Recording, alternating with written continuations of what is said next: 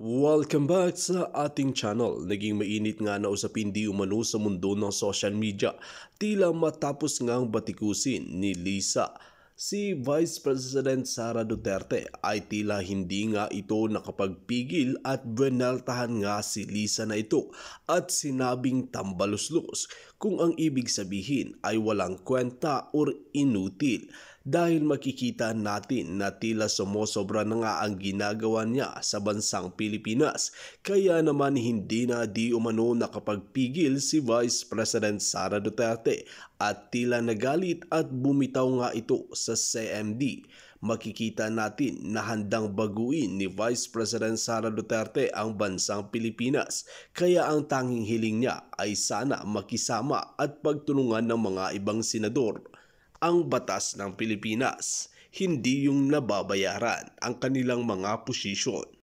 Dagdag pa nga ng maraming netizen, World Politics for 2028. Sa bayang Pinas, trabaho muna kayo, kaya kay Inday Sara kami. No way Martin will ever win against Vice President Inday. Fair and square, ibalik si Tatay Digong kung pwede sana the best president pangulo ng masang Pilipino ng bayang Pilipinas. Sa susunod niyan, sapakin niya si Tambaluslos, palaban si Vice President Gemini. Yan mabait, pero pag inapakan mo talagang kakagatin ka, Vice President Inday Sara. Mapagpasensya yan, kaya lang pag sobra tapos kayo. Gaya nga ng sabi ng SB19, ganito si Vice President Sara, may isang salita at tunay na pagmamahal at nagmamalasakit sa bansa at taong bayan. Mabuhay ka, Inday Sara. Yan si Vice President Inday Sara, matapang, may isang salita at may paninindigan. Manang-mana sa tatay niya. Ituloy mo lang yan. Nandito kami na buong pusong sumusuporta sa iyo. God bless President Rodrigo Duterte and Inday Sara and family. Well mga kababayan, para nga sa karagdagang impormasyon, panoorin nga natin ang buong video. At kung bago ka pa lamang sa aking channel, huwag kalimutan i-click ang subscribe button at notification bell para lagi kang updated sa ating mga bagong video. At para sa sulit viewers natin dyan, maraming salamat sa walang sawang pagsuporta. Bago pong pinost sa Instagram itong si Inday Sara Duterte, VP Inday Sara Duterte. Ito po ang at nakaka-intriga po kasi naririnig ko na tong salita na to eh. Sa imong ambisyon, do not be tambaloslos. Yan po ang pinahayag ni Inday Sara. Tuloy-tuloy pa po, hindi po natapos ang atake ni Inday Sara Duterte dito po sa pagre-resign niya dito sa tinatawag na sa kanyang partido. Na Lakas CMD. Yan po mga pag-uusapan natin at iba't iba pa pong mga balita kaugnay po nito. Ano lang po, no? Lahat po ng pag-usapan po natin yan kasi linggo naman ngayon, malaya po yung usapan natin. Ilalatag ko lang po, maikli lang naman to. Tapos mas maganda siguro, mas marami tayong mapag-usapan, no? Mula po sa inyong mga reaksyon. Yan po ang pag-uusapan natin tungkol po sa tambaluslos. Tulungan lang po ako ng mga Bisaya at mga Bicolano kung ano po yung tunay na kahulugan yan at saan po ginagamit yung salitang tambaluslos para makita po natin kung kanino po sinasabi yan ni Vice President Sara Duterte. Ayan, paglilingkod natin, pero bago yan, po natin at mga reaksyon din po ng mga dilawan, no? Tungkol po dito sa nagaganap na ito. Una, nakita po natin na wala pong kakayahan yung mga dilawan. Kasi noon, ang sinasabi natin, di ba? Kinakailangan manatili yung unity team, kung hindi makakasingit yung mga dilawan, no?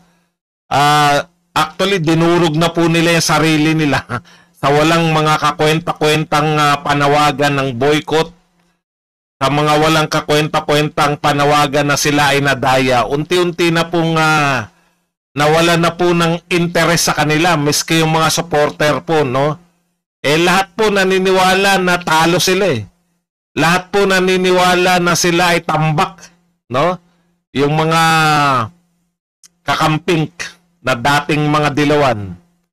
Kaya po napakahirap tanggapin ng kanilang mga matatalinong supporters na sila ay nadaya. Wala namang maipakita nga. Tapos sila Trillanes mismo, ang dami na po nagsasalita na wala naman daya. No? Kaya po, sa ngayon, kahit ano po mangyari sa di ba? Yung takot natin noong 2022 o yung last year lang, yung bago pa lang yung ating yung PBBM presidency. No, na sana manatili unit team, sana etc. Kahit naman po magkabiyak-biyak yung unit team, worst comes to worst hindi ko naman hinahangad diyan. Kasi ang leader namin si Sara Duterte tuloy pa rin po sa pakikipag unity, no? Kay PBBM. Pero syempre, kay PBBM lang. Hindi po yung sa mga ambisyoso at sa mga ambisyosa at saka sa mga supporter ng mga ambisyoso, no? Na iniichipuera si Inday Sara Duterte. Okay.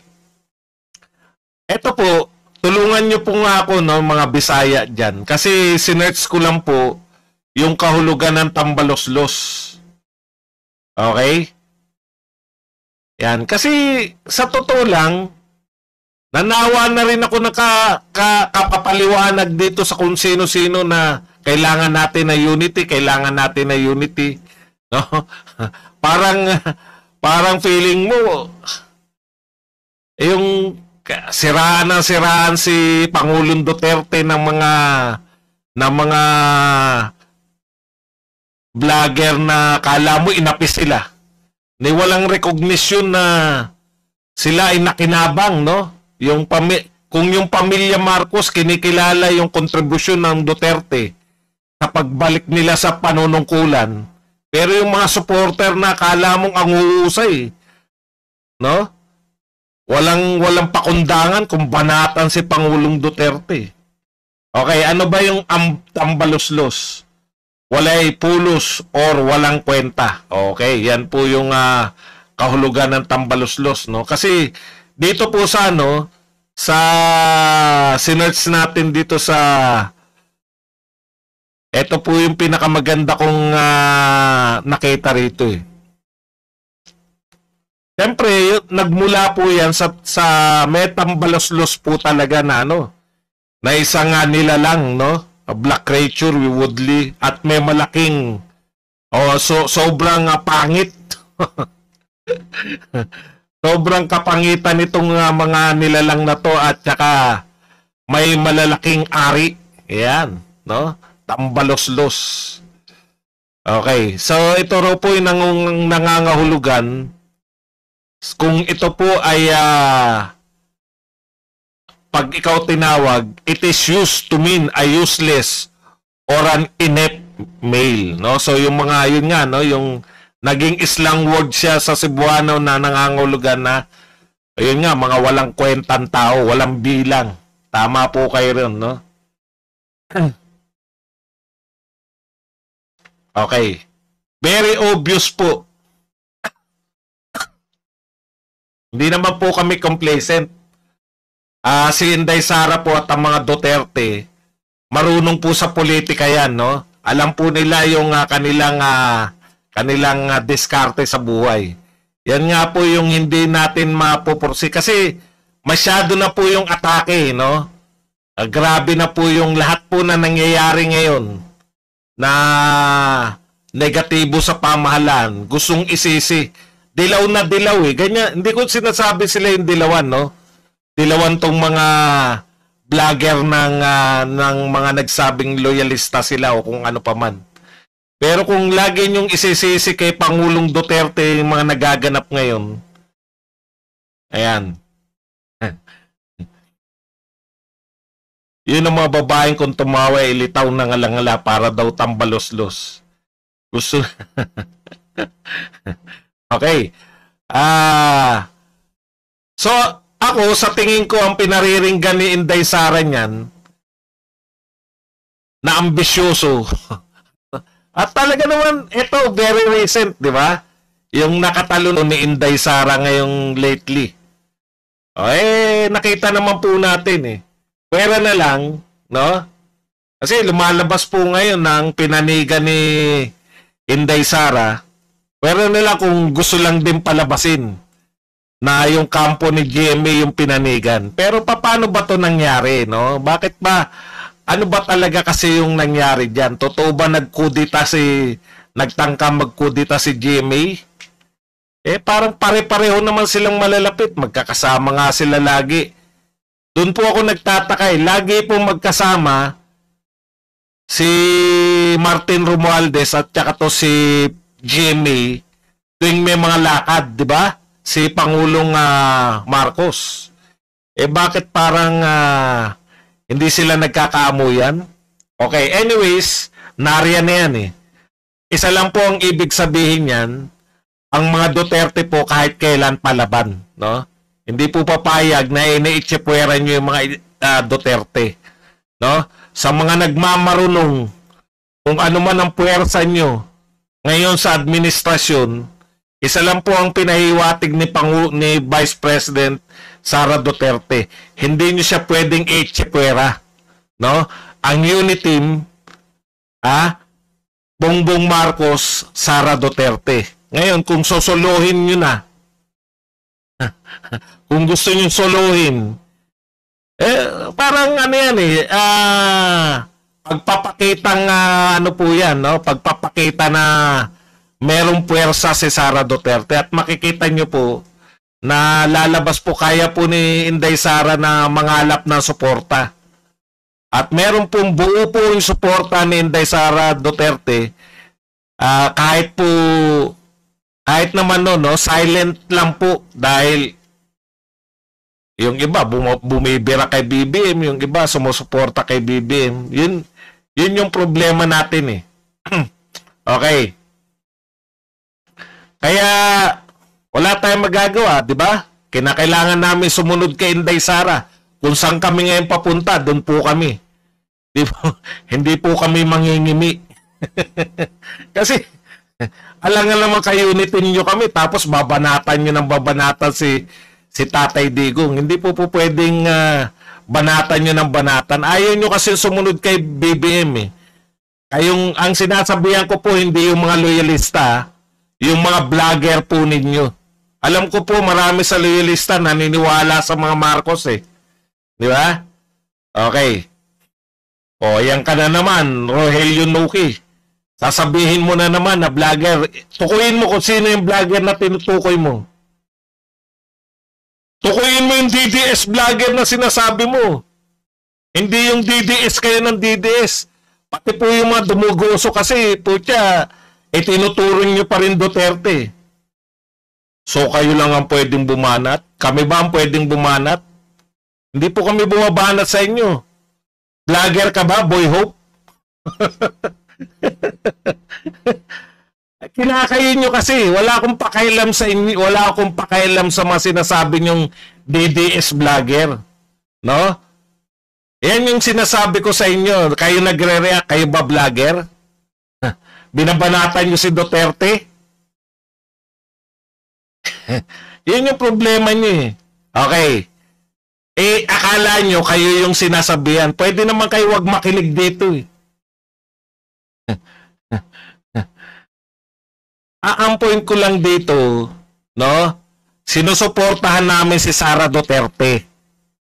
Ngayon, kung may sinasabi kayong mga vlogger, sabihin nyo kung sino. Hindi yung sasabihin nyo, DDS, lalahatin nyo DDS.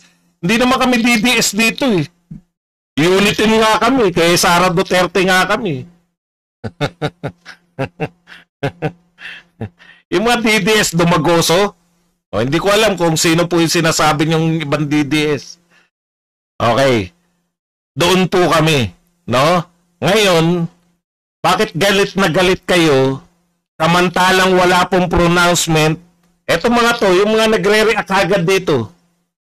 Sinabi ba ni Sara Duterte na babaklas na siya kay Pangulong Marcos? Huwag niyong pangunahan. Pinangunahan niyo na naman eh. Yan ang problema sa inyo, masyado kayo nangunguna eh. Ang binabanatan ni Inday Sara Duterte, etong ambisyoso na sinasabihin niyang tambaloslos. Malamang hindi po yan si Pangulong Marcos. Bakit? Nakaposisyon si Pangulong Marcos tsaka sinusuportahan niya eh. Okay.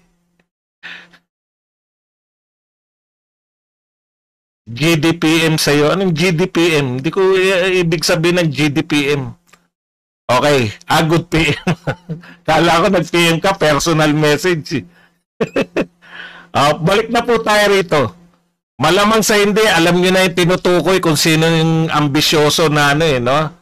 Na tambaloslos. Ayan po. Buwat na po yan sa bibig ng ating